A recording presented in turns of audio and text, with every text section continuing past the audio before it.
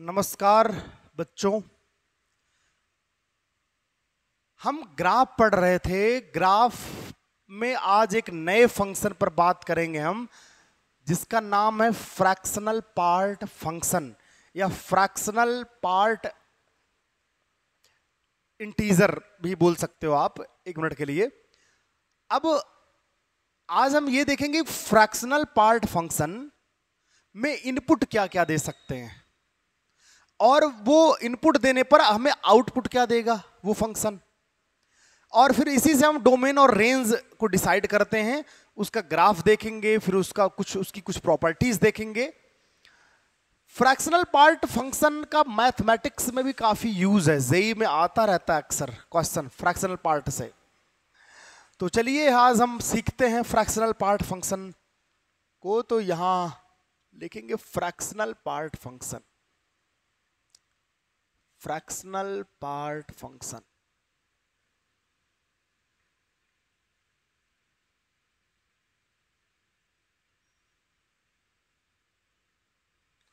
Fractional part function देखो, सबसे पहले इसे डिनोट करते करते हैं। जैसे एफ ऑफ एक्स है, एफ ऑफ एक्स को करली ब्रैकेट में एक्स लिखा जाता है। F of x equal to curly bracket और एक्स। अगर करली ब्रैकेट है तो समझ लो आप ये फ्रैक्शनल पार्ट है, और क्वेश्चन में दिया भी रहेगा आपको कि that bracket is denoted as fractional part function. अगर ऐसा लिखा है तो ये फ्रैक्शनल पार्ट है आपका, फ्रैक्शनल पार्ट फंक्शन है। ये काम कैसे करता है देखिए जरा।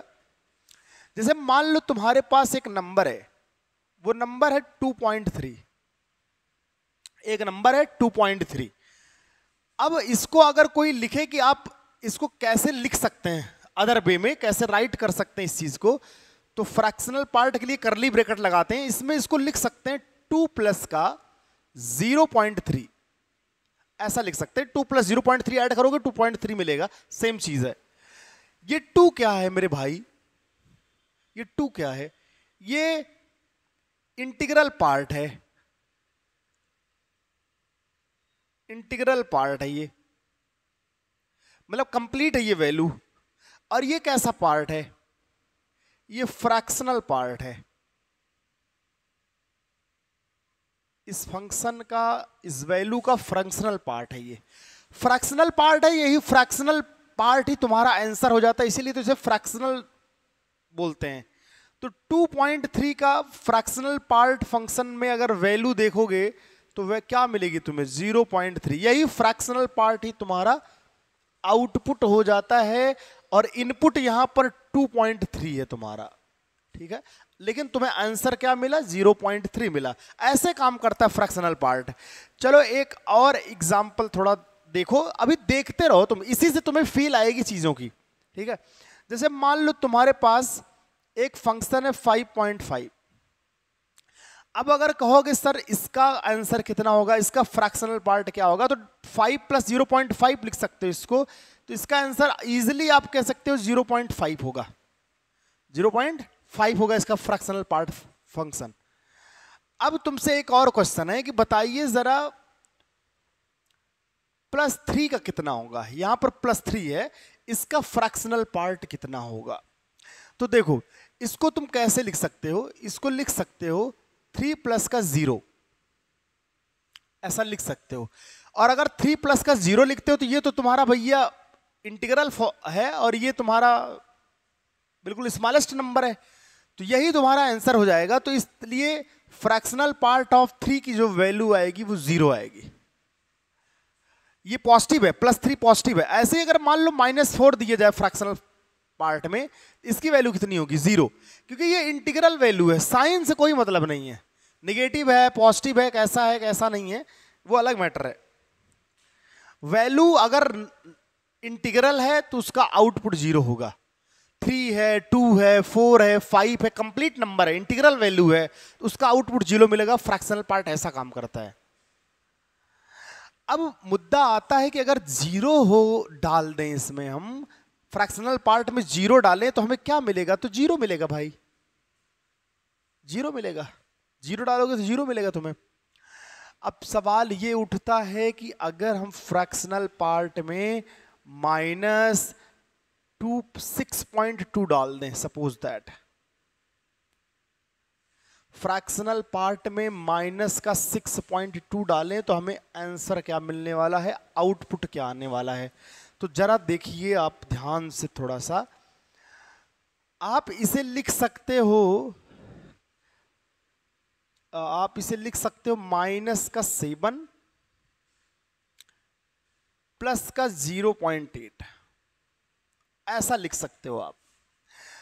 -7 में से 0.8 चला जाएगा तो -6.2 बचेगा, वही नंबर आ जाएगा। फिर इस नंबर को आप ऐसे लिख सकते हो, ये तुम्हारा कैसा पार्ट है, ये तुम्हारा फ्रैक्शनल इंटीग्रल पार्ट है भाई, ये तुम्हारा इंटीग्रल पार्ट है।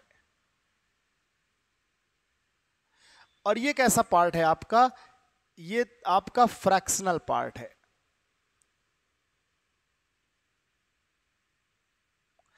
ये फ्रैक्शनल पार्ट है। तो इस तरीके से -6.2 फ्रैक्शनल फंक्शन, -6.2 की जो वैल्यू आएगी वो कितनी हो जाएगी, 0.8। ध्यान देना 0.8 आ रही है। एक और एग्जाम्पल ले लो सर, ठीक है एक और ले लेते हैं। चलो एक और एग्जाम्पल लेने के लिए मेरा मन कर रहा है -11.7, ऐसा नंबर एक ले लिए, -11.7। सर इसका फ्रैक्शनल पार्ट बताइए। ठीक है, इसको आप लिख सकते हो -12 प्लस का 0.3, ऐसा लिख सकते हो आप। -12 में 0.3 जाएगा तो आपको -11.7 ही मिलेगा, कोई दिक्कत नहीं है। अब ये तुम्हारा इंटीग्रल पार्ट है, ये तुम्हारा फ्रैक्शनल पार्ट है, लेकिन आप पढ़ रहे हो फ्रैक्शनल पार्ट फंक्शन, आंसर जो मिलेगा फ्रैक्शनल पार्ट मिलेगा, इसलिए -11.7 की जो वैल्यू मिलेगी तुम्हें वो 0.3 मिलेगी, पॉजिटिव वैल्यू मिलेगी। ध्यान दीजिएगा भाइयों बहनों, ये वैल्यू पॉजिटिव मिलेगी आपको। ठीक है, तो हम ऐसा एक कमेंट मारना चाहते हैं। सर मार दो यार, कमेंट तो मार सकते हो तुम, कहीं गड़बड़ जगह मत मारो, सही जगह कमेंट कर सकते हो, कोई दिक्कत ना है। तो कमेंट ये मारना चाहते हैं कि फ्रैक्शनल पार्ट फंक्शन हमेशा हमें पॉजिटिव वैल्यू दे रहा है, नॉन निगेटिव वैल्यू दे रहा है। मेरे कहने का मतलब है fractional part function, fractional part function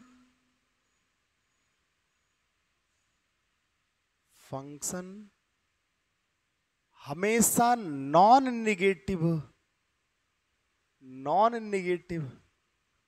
value दे रहा है, देता है, ऐसे लिख दो तुम, देता है।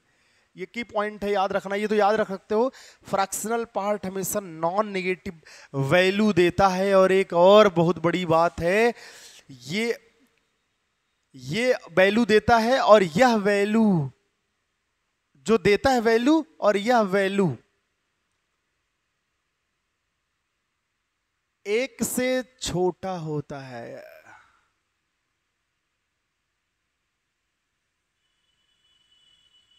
फ्रैक्शनल पार्ट फंक्शन जो वैल्यू आपको देगा उसकी वैल्यू 1 से कम होगी, हमेशा 0 हो सकती है। Please look at here, fractional part of 0 0 मिलेगा तुम्हें, फ्रैक्शनल पार्ट ऑफ 5 0 मिलेगा तुम्हें, फ्रैक्शनल पार्ट ऑफ 3 0 मिलेगा तुम्हें। और हमेशा देखो हर केस में तुम्हें 0 से 1 से छोटी वैल्यू मिलेगी हमेशा। एक तो 0 मिलेगा, एक तो 1 से छोटा मिलेगा, 1 कभी नहीं मिलेगा, 1 कभी नहीं मिलेगा। तो अच्छा, तो आप डोमेन बता दीजिए sir. Domain of the function क्या होगा? डोमेन माने जो इनपुट दे सकते हैं। इनपुट क्या दे रहे हो? 3 दे रहे हो, -4 दे रहे हो, 0 दे रहे हो, -6.2 दे रहे हो, -11.7, जो मन वो दो भाई, क्या दिक्कत है? कुछ भी दो, कोई दिक्कत नहीं। डोमेन तो फ्रैक्शनल पार्ट में कुछ भी दे दो तुम। All real numbers are domain of the fractional part function, सभी रियल नंबर दे सकते हो आप। तो मतलब डोमेन जो हो जाएगा इसका, वो हो जाएगा -∞ टू +∞, ऐसा लिख सकते हैं, बोल सकते हैं ऐसा। ठीक है, तो सर जरा बताइए रेंज ऑफ द फंक्शन क्या होगा? रेंज निकालना पड़ेगा, देखना पड़ेगा क्या है रेंज। भाई ऐसे ब्रैकेट न लगा दो, इसमें भी ऐसा ब्रैकेट लगाओ नहीं ऐसा लगाओ, नहीं तो गलती फ्रैक्शनल पार्ट में लिखने की क्या जरूरत है भाई, आदत पड़ जाती फ्रैक्शनल पार्ट का ब्रैकेट लगाने का, करली ब्रैकेट। देखो डोमेन आ गया, रेंज देखना है मुझे। रेंज में तुम्हें एक तो जीरो मिलेगा, जीरो से छोटा नहीं मिलेगा कभी। अच्छा तो मुझे ये वाला ब्रैकेट लगाना पड़ेगा, जीरो मिलेगा लेकिन जीरो से छोटा नहीं मिलेगा, क्लोज क्लोज ब्रैकेट इस्तेमाल करना पड़ेगा। फ्रैक्शनल पार्ट फंक्शन जीरो तो देगा लेकिन जीरो से छोटा कभी नहीं देगा, मतलब -1 -2 नेगेटिव वैल्यू तो देगा ही नहीं, जीरो दे सकता है बस, इसलिए यहां पर क्लोज ब्रैकेट लगेगा, जीरो जीरो देगा। और 1 के पहले पहले दे सकता है, 1 नहीं देगा, इसलिए थोड़ा ऐसा ब्रैकेट लगाना पड़ेगा मुझे। और ये तुम्हारा रेंज हो गया फ्रैक्शनल पार्ट का। एक बार इतना लिखिएगा, फिर हम आगे बढ़ के कुछ और देखते हैं, इसका ग्राफ कैसा बनेगा, इसकी प्रॉपर्टीज क्या हैं, इतना एक बार लिख लीजिएगा आप। चलिए जरा देखते हैं ग्राफ कैसा बनेगा फ्रैक्शनल पार्ट का। तो फ्रैक्शनल पार्ट का फंक्शन का ग्राफ देखने के लिए आपको एक्स और वाई एक्सिस बना लेना है।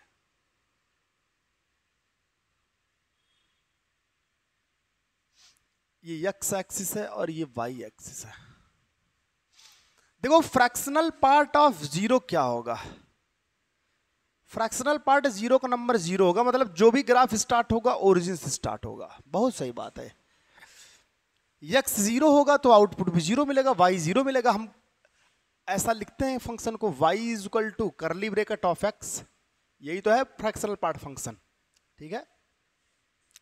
चलो अब हम देख रहे हैं कि अगर आप x की वैल्यू को जीरो रख दिया है तो y तुम्हें जीरो मिला, तो मतलब x जीरो तो y जीरो।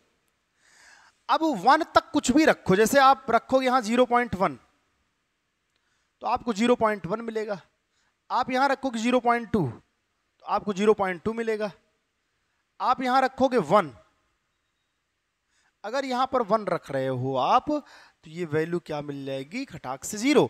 तो 0.9 तक तो आपको क्या मिलेगा, 0.9 मिलेगा, लेकिन 1 पे फंक्शन जीरो हो जाएगा तुम्हारा। 0.9 का फ्रैक्शनल पार्ट 0.9 होगा, लेकिन जीरो का क्या, 1 का क्या होगा, जीरो। मतलब ये ग्राफ 1 तक जाएगा, तो ये मान लो जीरो है और ये 1 है, ये 0.1 है, y का भी यहां पे 1 है, तो x तो धीरे धीरे धीरे धीरे बढ़ता रहेगा और 1 तक जाएगा। लेकिन 1 नहीं होगा मेरे भाई, 1 नहीं होगा, आप बात समझ लो, 1 नहीं होगा, इसलिए यहां पर ऐसा थोड़ा ओपन ब्रैकेट लगाएंगे हम, ओपन सर्कल बना रहे हैं हम यहां पर, क्लोज सर्कल, क्योंकि जीरो इंक्लूड है और 1 एक्सक्लूड, मतलब इंक्लूड नहीं है, नॉन इंक्लूडेड है 1। तो ऐसा हो गया, मान लो यहां पर 2 है, तो 2 है तो देखो अगर आप 1.1 कर रहे हो तो आपको क्या मिलेगा वैल्यू, 0.1 मिलेगा। अगर आप 1.2 कर रहे हो तो आपको 0.2 मिलेगा। आप 1.9 तक फ्रैक्शनल पार्ट देखोगे तो आपको 0.9 मिलेगा, लेकिन जैसे ही 2 डालोगे वैसे फंक्शन जीरो हो जाएगा। तो 2 पर फंक्शन जीरो हो जाएगा, ये बात समझनी पड़ेगी तुम्हें। 2 पर फंक्शन जीरो हो जाएगा, इस बात को समझनी पड़ेगी। तो 2 पर फंक्शन अगर आप 2 जीरो पे, ऐसा हो गया, जीरो से आप बढ़ाना शुरू किए ऐसा होगा, 1 से बढ़ाएंगे तो आप फिर भी यही पाएंगे, 2 से बढ़ाएंगे तब भी आप, मिलना वही है, तुम्हें समझ गए होगे, 1 से कम ही रहेगा, y की वैल्यू 1 तो आएगा ही नहीं कभी, इसलिए वो ऐसा गोला बना रहे हैं हम, ओपन स्फीयर बना रहे हैं, समझ लो ओपन सर्कल बना दे रहे हैं यहाँ पे, थोड़ा ये तिरछा हो जा रहा है, कोई बात नहीं, ये 3 है, ऐसे इधर भी बन जाएगा भाई, क्या कर लोगे तुम, ऐसे इधर भी बन जाएगा, जीरो तो जीरो पे जीरो मिल जाएगा, -1 डालोगे क्या हो जाएगा, जीरो, -1 पे भी जीरो मिलता है भाई, जानते हो तुम, इसके पहले पहले जो वैल्यू डालोगे नंबर मिलेगा तुम्हें, ऐसा हो जाएगा, ऐसा हो जाएगा, ये -2 है, ये -3 है, ऐसा ग्राफ मिलेगा हमें। एक बार देख लीजिए भाई, फ्रैक्शनल पार्ट का ग्राफ कुछ इस तरीके से मिलेगा हमें। इसे पीरियोडिक फंक्शन भी कहते हैं। एक और बात है, इसे पीरियड, क्योंकि एक कंटिन्यू चल रहा है, that is called periodic function, that is periodic function.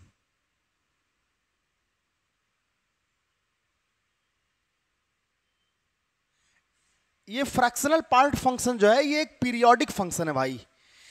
तो ये अपना दे रहा है आंसर। देखो एक और बात, कुछ प्रॉपर्टीज हैं इनकी, बेसिक प्रॉपर्टीज।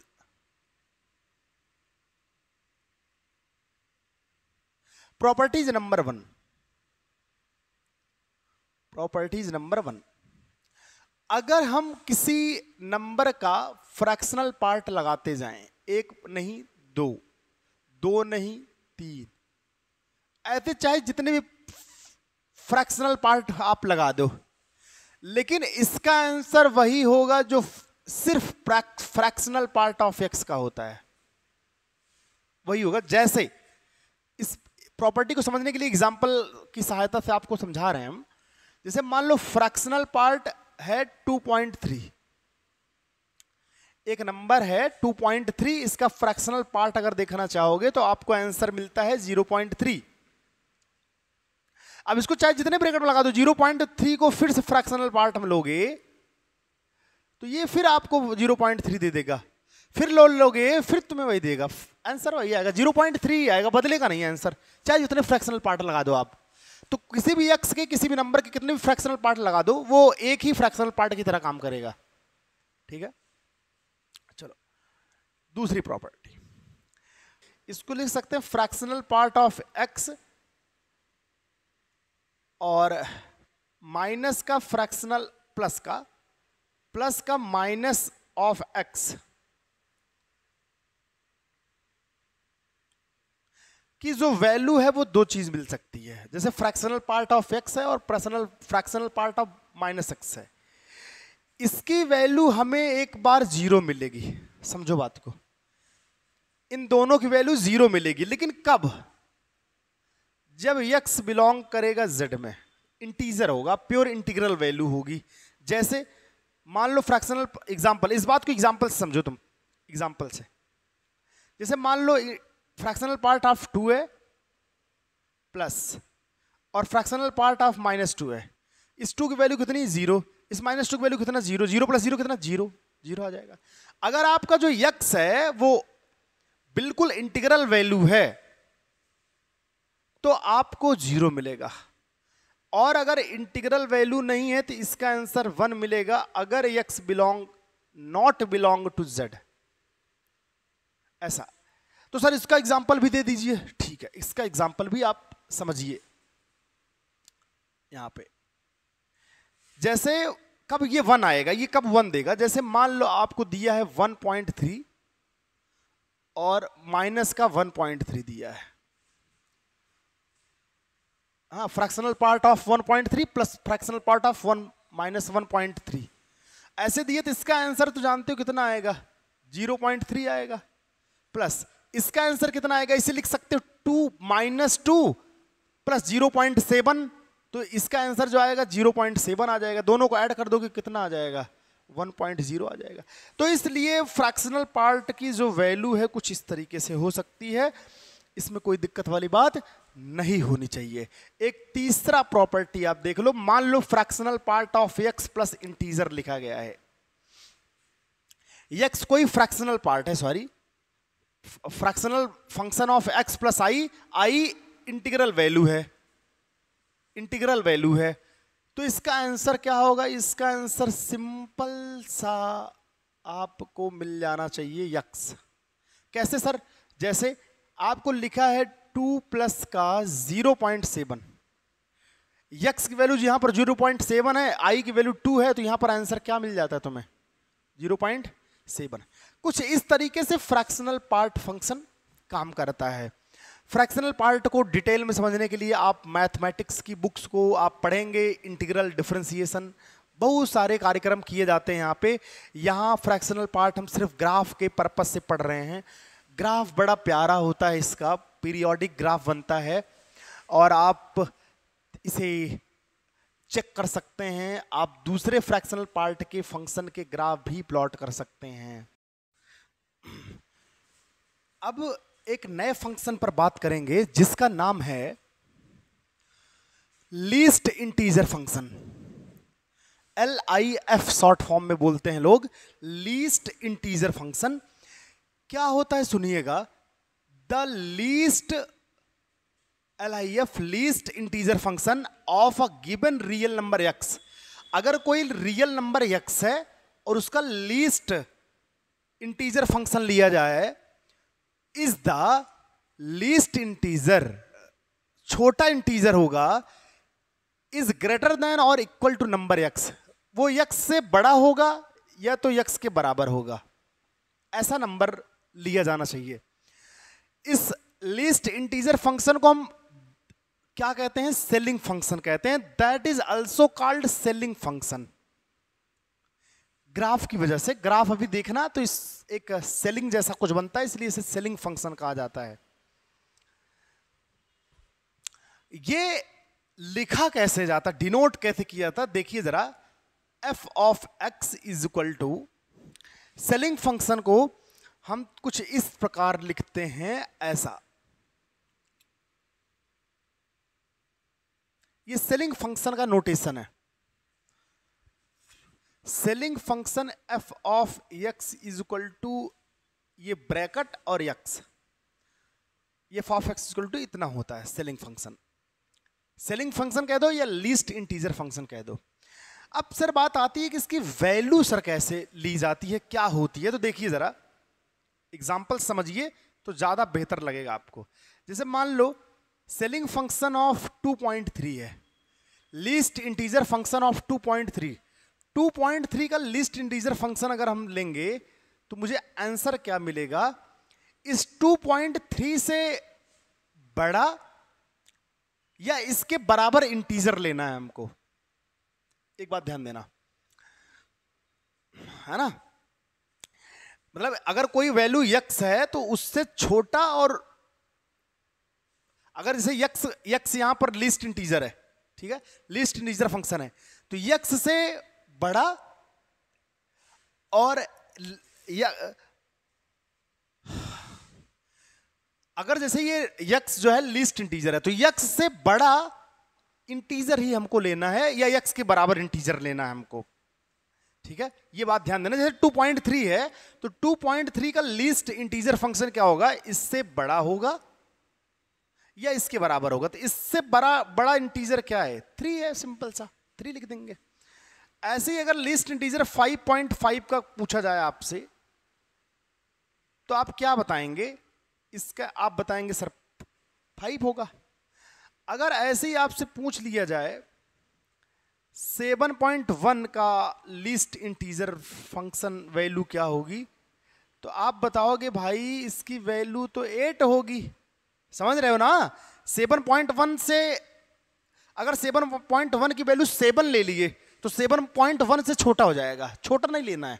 7.1 से बड़ा हो या इसके बराबर हो, ऐसा इंटीजर लेना है। तो अगर इस तरीके से देखते हो तो अगर कोई कहे कि सर बताओ जरा 4 का लीस्ट इंटीजर क्या होगा, 4 का लीस्ट इंटीजर फंक्शन क्या होगा, तो हम कहेंगे भाई ये 4 के बराबर ही ले लो, बड़ा मत लो, 4 ही हो जाएगा। ऐसे ही अगर कोई कहता है सर 6 का लीस्ट इंटीजर फंक्शन कितना होगा, तो 6 ही हो जाएगा, उसमें कोई दिक्कत वाली बात है नहीं। अगर मान लो कोई कह दे सर -4 है मेरे पास, -4 का लीस्ट इंटीजर फंक्शन कितना होगा, तो -4 ही होगा, ठीक है। अब और डेसिमल में वैल्यू लेते हैं हम। जैसे मान लो तुम्हारे पास है -1.2,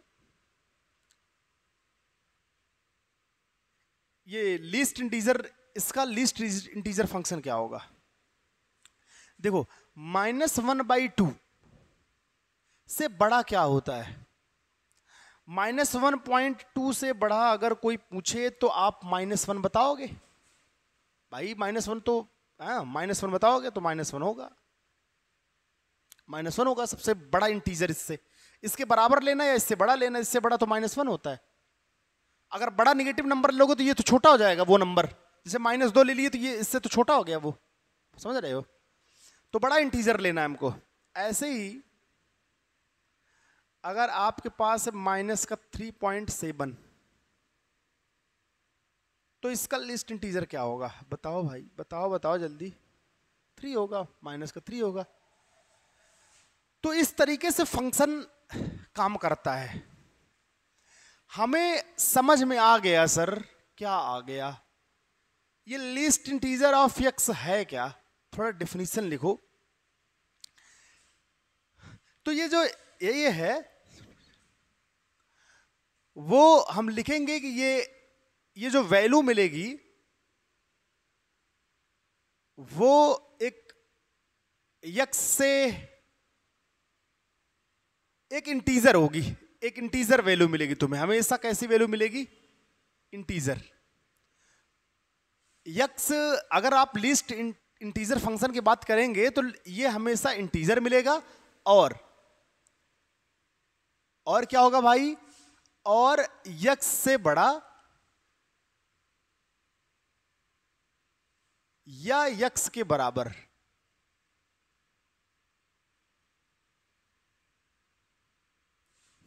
ठीक है, मतलब इस लिस्ट इंटीजर वैल्यू का एक छोटा इंटीजर जो एक्स से बड़ा हो या एक्स के बराबर हो, ऐसा इंटीजर लेना है हमको। ठीक है, ये लिख सकते हैं हम सिंपल सा। अब बात आती है इसे डोमेन क्या होगा? डोमेन क्या होगा?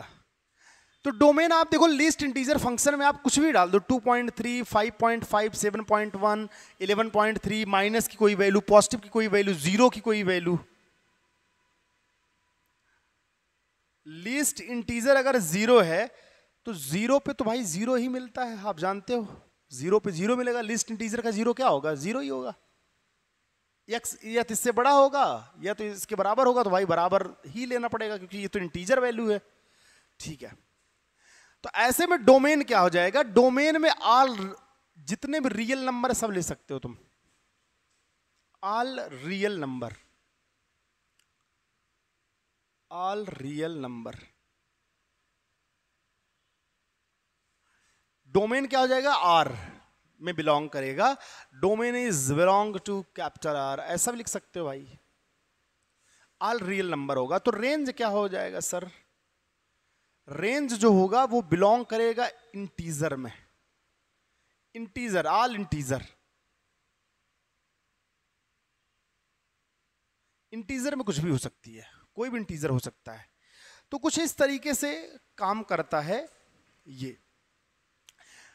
ये बेसिक बातें थी। हम बात करेंगे ग्राफ पे। चलिए देखते हैं ग्राफ कैसा होगा इसका।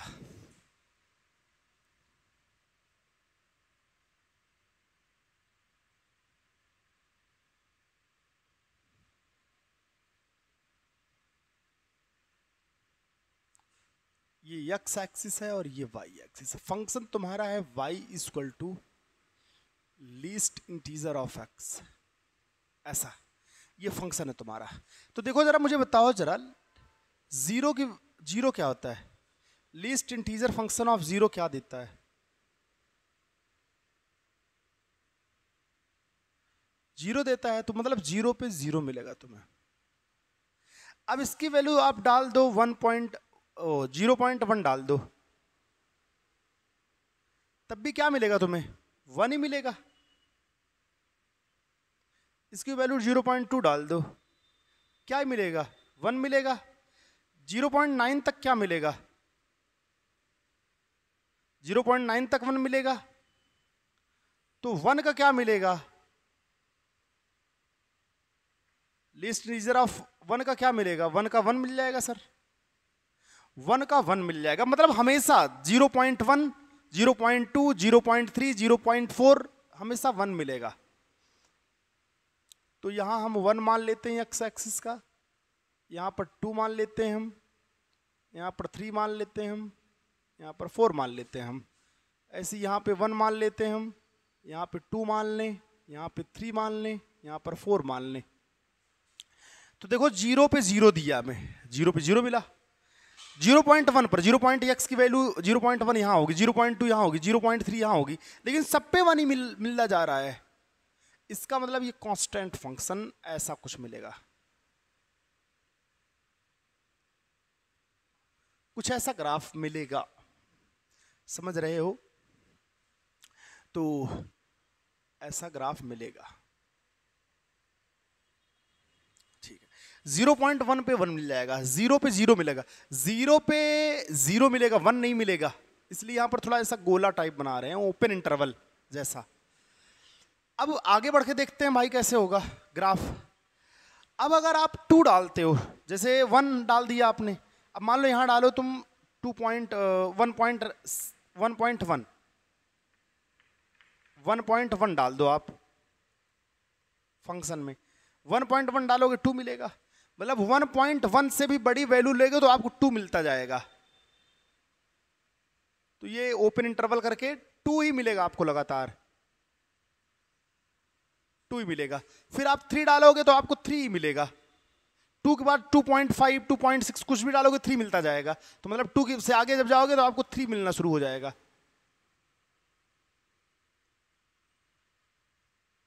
कुछ इस तरीके से फंक्शन मिलता जाएगा आपको। इसी तरीके से नीचे भी होता जाएगा आपका। यहां पर मान लो ये -1 है, ये -2 है, ये -3 है, ये -4 है, ये -1 है, ये -2 है, ये -3 है, ये -4 है। अब जरा मुझे बता दो तुम, x की वैल्यू अगर हम माइनस में 0.1 ले रहे हैं तो बताओ हमें क्या वैल्यू मिलेगी? -0.1 पर क्या मिलेगी वैल्यू हमें? x की वैल्यू अगर 0. माइनस का ले रहे हैं, माइनस का 0.1 ले रहे हैं, तो हमें क्या मिलने वाला है बताओ भाई? ठीक है, क्या मिलेगा बोलो? -1 हमेशा, तो 0 से -1 मिल जाएगा तुम्हें, ऐसा मिलेगा आपको। फिर आगे आप बढ़ोगे तो कुछ ऐसा मिल जाएगा, ठीक है। अब जैसे इसके बाद मान लो, अब डालोगे तुम, मान लो -1 डाल दिए तुम, -1 की वैल्यू तुम्हें क्या मिलेगी? -1 मिल जाएगी एग्जैक्टली। तो -1 के पहले पहले जो भी डालोगे आप -1 तक ही रहोगे। अब मान लो तुम -1.3 डाल रहे हो, इसकी वैल्यू क्या मिलेगी आपको? -1 मिलेगी। तो x की वैल्यू जब -1.3 डालोगे तो मतलब x की वैल्यू -1.3 डालोगे, 1.3, 1.4 वो जो भी डालोगे, तो तुम्हें क्या मिलेगा? -1 तक की वैल्यू मिलेगी तुम्हें। जो भी मिलेगा -1 से -2 के बीच में ही रहेगा। फिर -2 से कुछ वैल्यू डालोगे तो ये तुम्हें क्या मिलेगा? हमेशा -3 जैसा कुछ देगा। फिर यहां से कुछ ऐसा मिलेगा, ऑर्डर यही होगा। देखो यहां पर कुछ ऐसा ग्राफ बनेगा, ये एक सेलिंग जैसा बन रहा है ये। इसको अगर इस लाइन को मिलाओगे तुम, इस लाइन को मिलाओगे तुम, इस सारे पॉइंट यहां मिल जाएंगे, ये सारे पॉइंट यहां मिलेंगे, और ये जो लाइन है ओरिजिन से जा रही है, इसलिए y = x का ग्राफ जैसा बिहेव कर रही है। देखो ये वाली लाइन y = x जैसा बिहेव कर रही है, और ये थोड़ा 1 है, 1 ऊपर है, तो ये एक्चुअल में x + 1 के जैसा है। तो जो सेलिंग फंक्शन है ये 0 x से लेके 0 x से x + 1 के बीच में है ये ग्राफ इसका। समझ रहे हो ना बात? थोड़ा इजी बनाने की कोशिश कर रहे हैं हम। y = x का ग्राफ है, y = x + 1 का ग्राफ जैसा है ये। तो जो आपको ग्राफ मिल रहा है वो 0 पॉइंट या मतलब x से x + 1 के बीच में ही मिल रहा है वैल्यू आपको। तो कुछ इस तरीके से ग्राफ बनता है, इसलिए इसे सेलिंग फंक्शन कहते हैं, है ना। प्रॉपर्टीज देख लीजिए थोड़ा सा। प्रॉपर्टीज,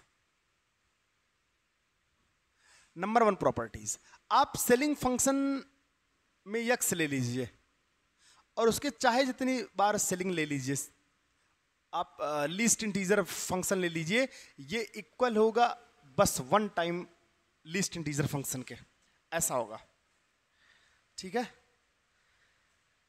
और अगर ये तो आप जानते ही हो कि चाहे जितने आप लीस्ट इंटीजर फंक्शन ले लोगे x का, लेकिन आपको एक ही ब्रैकेट काम करेगा, मतलब एक ही बार फंक्शन में ब्रैकेट लगेगा, कई बार लगाने से भी वही वैल्यू मिलेगी, एक बार लिस्ट इंटीजर फंक्शन लगाओगे तब भी वही वैल्यू मिलेगी। मेरा कहने का मतलब ये है, सेम वैल्यू मिलेगी जाके, तो कई बार लगाने से कोई मतलब है नहीं। दूसरा एग्जांपल लेके आप समझ सकते हैं, कोई दिक्कत है नहीं, बहुत इजी चीज है। दूसरा, मान लो तुम्हारे पास लीस्ट इंटीजर है और यहां लिखा है x प्लस आई। अगर लीस्ट इंटीजर x प्लस आई की वैल्यू पूछा जा रहा है तो ये क्या हो जाएगा? आई भाई तो इंटीजर है, उसको ऐसे रहने दो, उससे कोई दिक्कत है नहीं। दिक्कत तो x से है, तो x को लिस्ट इंटीजर में रहने दो, जो वैल्यू आएगी आ जाएगी, इंटीजर इंटीजर आ जाएगा, दोनों ऐड कर देंगे, आंसर हो जाएगा। समझ में आ रहा है? ठीक है। तीसरी प्रॉपर्टी क्या है? तीसरी प्रॉपर्टी, अगर मान लो यहां पर कुछ x जैसा है, लिस्ट इंटीजर ऑफ x है, लिस्ट इंटीजर ऑफ x है, तो इसका आंसर हमें x मिलेगा कब? If x is an integer. x की वैल्यू x मिलेगी, जैसे समझो थोड़ा सा, जैसे यहां पर 2 है तो तुम्हें 2 ही मिल जाएगा, लेकिन कब? x की वैल्यू x ही मिल जाएगी कब? जब 2 ये नंबर इंटीजर होगा, वही बात है। जैसे ये वाला एग्जांपल लेके समझ सकते हो, जैसे मान लो 1.3 है प्लस का 5 है, इसका लिस्ट इंटीजर लेना है, तो 5 तो भाई 5 का लिस्ट इंटीजर तो 5 होता है, 5 को ऐसे आई जैसा लिख लो, प्लस इस 1.3 का लिस्ट इंटीजर ले लो, जो आएगा ऐड कर दो, आंसर हो जाएगा। समझ रहे होगे बातें? सिंपल है, वैसे वो भी है। तो कुछ इस तरीके से आप लिस्ट इंटीजर फंक्शन को पढ़ सकते हो, समझ सकते हो। इसकी कुछ और भी प्रॉपर्टीज हैं, लेकिन हमें सिर्फ जस्ट ग्राफ को विजुलाइज करना था। अब ये लिस्ट इंटीजर फंक्शन कहीं भी आए, कैसा भी लिखा रहे, आप इन प्रॉपर्टीज इस्तेमाल करके आप ग्राफ को बना सकते हो। बेसिक नेचर आपको ग्राफ का दिख गया है। ग्राफ का एक बेसिक नेचर कैसा होता है, इसी नेचर से आप चाहे जैसा फंक्शन दिया रहे लिस्ट इंटीजर का बना सकते हो, बहुत ही आसान तरीके से।